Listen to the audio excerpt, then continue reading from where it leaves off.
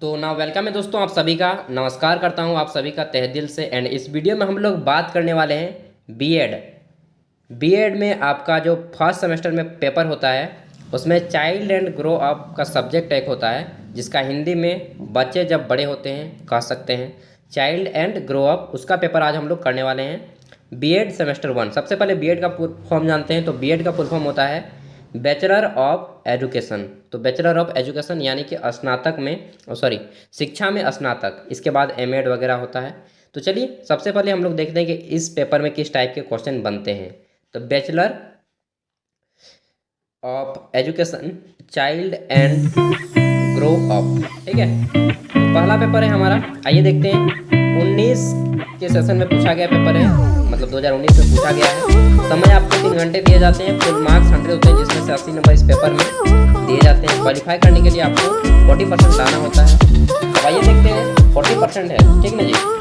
तो पेपर को आपको ग्रुप ए बी सी 3 खंडों में बांटा गया है। और एक चीज़ बता दूं कि आप भारत के किसी भी विश्वविद्यालय में पढ़ते हो, एनी यूनिवर्सिटी ऑफ इंडिया, दोस्तों अगर आपका सब्जेक्ट यही है तो पक्का क्वेश्चन इसी टाइप के बनेंगे। तो आइए देख लीजिए, एंड इसका आंसर भी मैं बताऊँगा।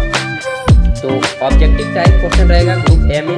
ग्रुप ए आपका 20 नंबर का है, उसके बाद ग्रुप बी आएगा। ग्रुप बी भी आपका 20 नंबर का होगा, एंड ग्रुप सी आपका 40 मार्क्स का होगा। आइए देखते जाते हैं, समझते जाते हैं। तो क्वेश्चन आपका हिंदी और इंग्लिश दोनों भाषाओं में, आप जिसमें कंफर्टेबल है उसमें उसका आंसर दे सकते हैं, पढ़ सकते हैं। किसे शिक्षा मनोविज्ञान का जनक माना जाता है, यानी कि who is regarded as the father of educational psychology.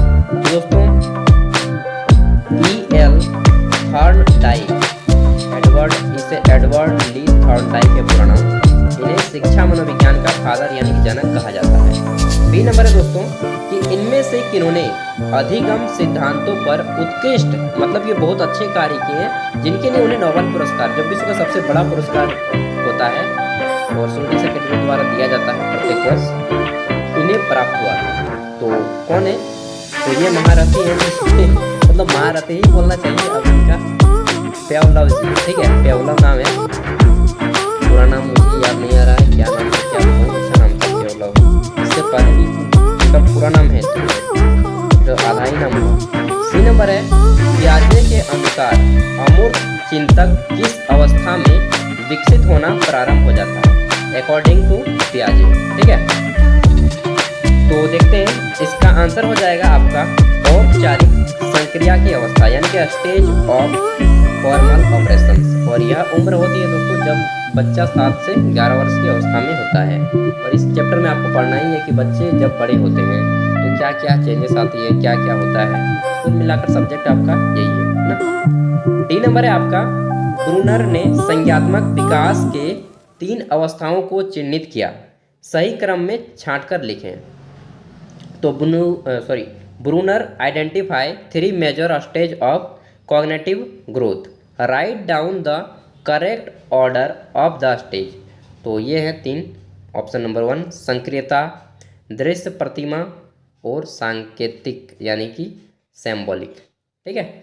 Next देखते हैं, तो है आपका qualitative change are example of, यानी कि गुणात्मक परिवर्तन किसका उदाहरण है। तो दोस्तों विकास का एक उदाहरण है, डेवलपमेंट का एक उदाहरण है, ठीक है।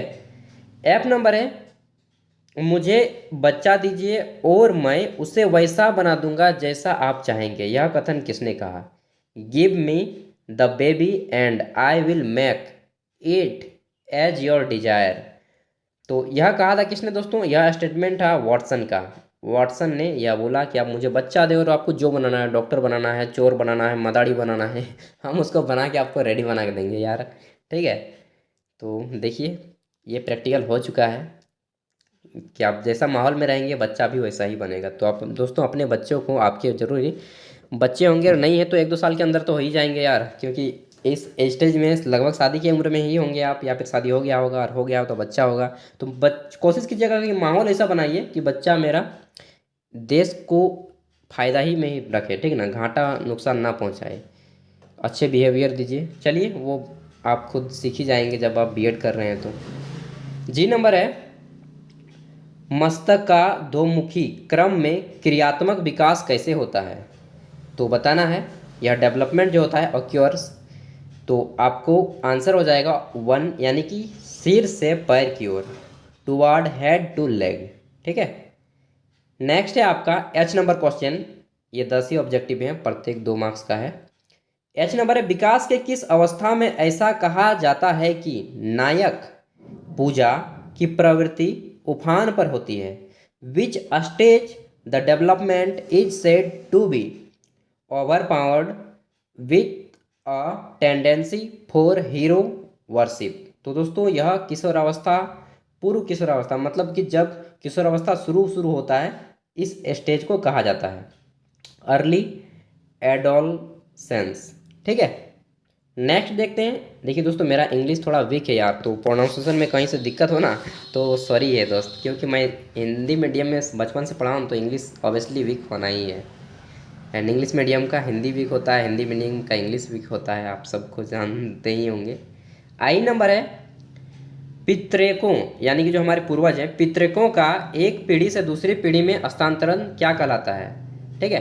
Transfer of genes from one generation to another generation होना चाहिए, इज कॉल्ड एज, तो यह कहलाता है वंशानुक्रम यानी कि हेरिडिटी। जय नंबर है दोस्तों, सकारात्मक सामाजिक परिवर्तन का माध्यम है, तो इसका माध्यम क्या होता है? यानी कि agent of positive social change in, तो यह चेंज हो सकता है आपका शिक्षा। ठीक है।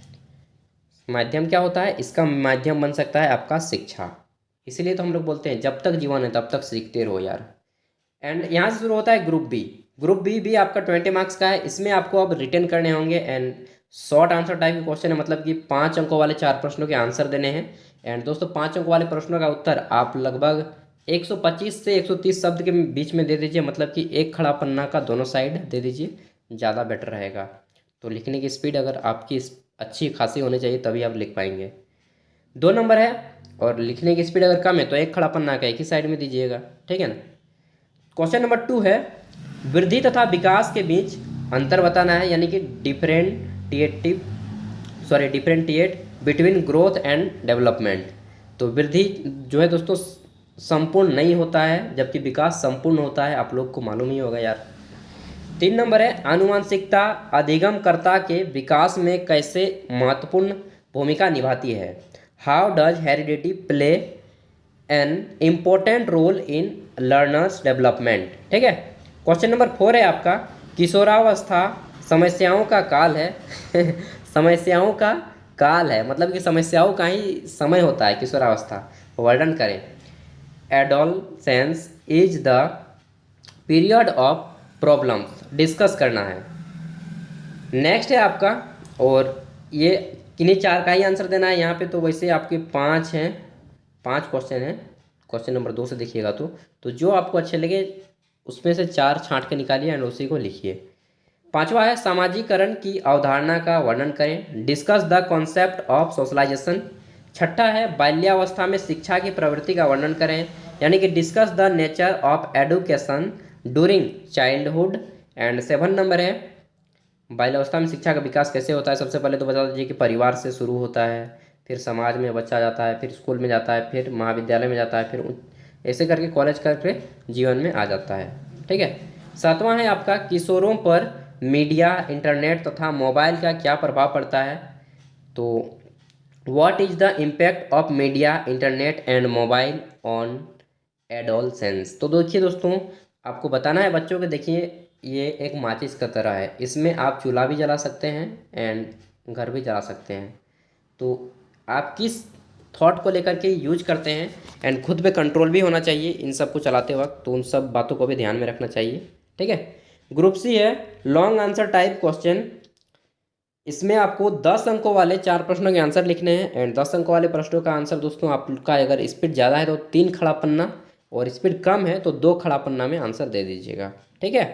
अब आइए देखते हैं, निम्नलिखित में से किन्हीं 4 प्रश्नों के आंसर दें। पहला है, जीन पियाजे के संज्ञात्मक विकास के सिद्धांत का वर्णन करना है, यानी कि describe the gene Piaget's theory of cognitive development.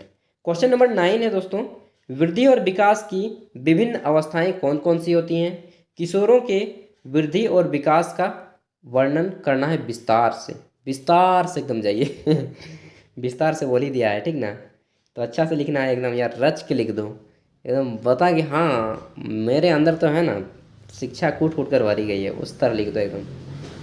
10 number है, बालकों के शारीरिक एवं नैतिक विकास में अभिभावकों एवं शिक्षकों की भूमिका क्या होती है। तो देखिए दोस्तों, बहुत बड़ी चीज़ यहाँ पे है क्वेश्चन, मतलब कि लाइफ में अगर देखा जाए तो बहुत बड़ा रोल होता है अभिभावक और शिक्षक का, कि आपका बच्चा मतलब आप किस ओर जाएंगे, आपके पेरेंट कैसे हैं एंड आपके शिक्षक कैसे हैं, ये डिसाइड बहुत ज़्यादा करता है। तो उन सब चीज़ों को लिखना है। Discuss the role of parents and teachers in physical and moral development of child या चिल्ड्रेन। 11 नंबर है, सामाजिकरण में व्यवहारिक कठिनाइयाँ कौन कौन सी हैं, यानी कि what are the behavioural difficulties in socialisation. तो कुछ कौन कौन सी जो कठिनाइयाँ आती हैं, डिफ़िकल्टीज आती हैं, उनको बताना है। तो इसमें बहुत सारी रीजन आ जाएंगे, सबको नंबर पॉइंट करके दे दीजिएगा, ज़्यादा मार्क्स मिलेंगे। 12 नंबर है, किशोरावस्था की मुख्य विशेषताओं का वर्णन करें। Discuss the chief characteristics of adolescence. तो मुख्य विशेषताएं होती हैं जैसे कि शरीर के रूप में बदलाव होता है, उन सब देना है। 13 नंबर है आपका, कोहलबर्ग के नैतिक विकास के सिद्धांत का वर्णन करें। तो describe the Kohlberg's theory of moral development, इन्होंने कैसा दिया था थ्योरी, उस थ्योरी को बताना है। तो दोस्तों ये था आपका क्वेश्चन पेपर। इसके बाद बीएड एमएड, मतलब क्लास 8 से लेकर के 9 10 11 12 BA BCom BSc MA MCom MSc जितना भी होता है, BEd MEd DElEd NET JRF जितने भी क्वेश्चन पेपर होते हैं दोस्तों, सब कोर्स का यहाँ पे अपलोड किया जाता है। यूट्यूब पे छान लीजिए, मतलब ऐसा नहीं घमंड जैसी बात नहीं कर रहा हूँ, लेकिन यूट्यूब में आपको बहुत कम ऐसे चैनल मिलेंगे जो केवल क्वेश्चन पेपर बनाते हैं। एंड दोस्तों यह चैनल केवल क्वेश्चन पेपर आपको देगा, तो बहुत ही ज़्यादा बेनिफिट में रहेंगे अगर आप इसे सब्सक्राइब कर लेते हैं। बाकी आपकी मर्ज़ी यार, मैं किसी को फोर्स नहीं करता। And thank you, best of luck. आपने मेरे साथ इतना समय बिताया, इतना समय दिया, सुना मेरी बातों को तालीमता से। आई होप कि आपको भी कुछ सीखने को मिला होगा। एंड कमेंट कीजिएगा कुछ भी दिक्कत हो तो। बाय, बेस्ट ऑफ लक, अच्छे से एग्ज़ाम दीजिएगा। Thank you.